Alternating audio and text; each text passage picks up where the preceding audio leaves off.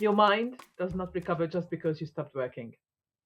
Switching screens is not switching off, like from the computer screen to your phone screen or TV screen. And the mind that never properly rests doesn't stay sharp. What happens to it instead? It slowly dulls. Thank you for listening to Routine is Revenue. This is your place to build routines and bank results. I'm Ildiko Seeley, your routine and performance strategist. I work with business owners who are capable and driven like you. But when they are running their mental engine without proper recovery, they are wondering why their thinking is starting to slow. So this episode is for you if you cannot remember the last time your mind genuinely rested. And if you are ready to treat your mental recovery as seriously as you treat your physical output, let's get into this. In this routine reset, we look at recovery of the mind, the deliberate practice that allows your mental capacity to restore so that clarity, creativity, and decision making all stay sharp across the working week and across the months and the years. Now, there's a particular kind of tiredness that has absolutely nothing to do with physical exhaustion. And that is the tiredness of a mind that has been on continuously without interruption. Processing, planning, problem solving, consuming all day, sometimes into the evening, with no genuine break in between. But because it's not physical, it's a lot easier to miss. Because you are not in actual pain, you are just a bit slower, maybe just slightly less creative, or slightly more reactive. But decisions that used to feel clear might actually feel some effortful, and the ideas that used to arrive might need to be chasing. Now, business owners are particularly vulnerable to this because the work never fully stops. Even when you are not at your desk, your brain is still processing what's on the list, what went wrong, what needs to happen next. Without deliberate recovery, that mental load just accumulates. And as we discussed with stress regulation in routine reset number 4, the nervous system needs downregulation. So, recovery of the mind is the cognitive equivalent, not just calming the body, but genuinely allowing the thinking function to rest and reset. How you do that? Mental recovery does not require a long retreat or a digital detox week. All it requires is a small daily practice that you actually do. For me, for example, the anchor is my morning meditation.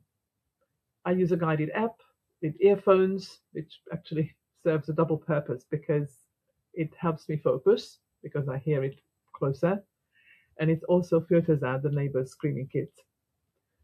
But that session is when I breathe, when I connect with myself, when I connect with my values, my vision, sometimes my future self, my younger self, and it's all very active. It's a very deliberate reset before the day begins. And whenever possible, I actually do it outside, even in the winter, because there is really something about how the fresh air and the morning light changes the quality of the practice.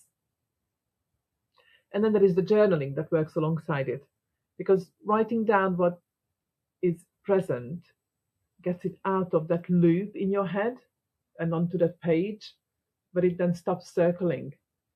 And we talked about this in great detail with Sam Adams, along other interview guests, but with Sam in the last week's episode.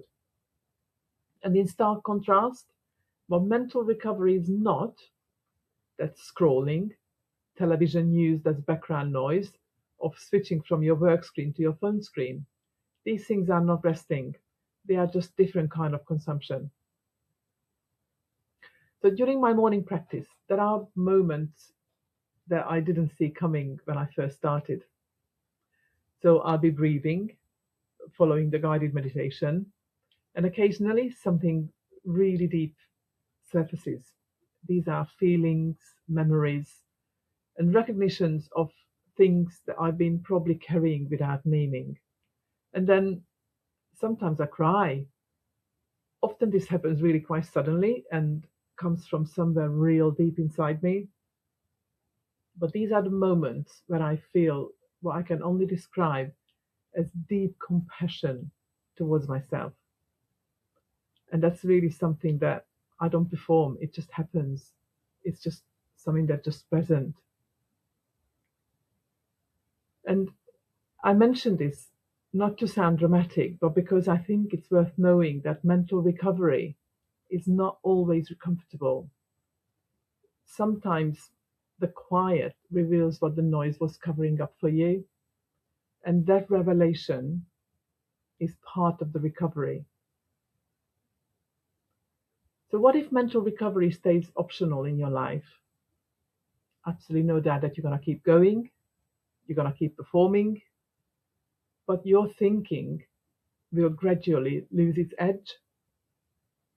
You will find yourself a bit less creative in your problem solving, maybe less patient in your relationships, certainly less clear in your decisions. See, none of this is dramatic. It's a very slow process. And because it happens gradually, you just adapt to it and mistake this as a diminished version of your new normal. Because the mind you are not recovering is the mind that you are running your business on. And that is worth taking seriously. So, when do you start treating your mental recovery as non negotiable?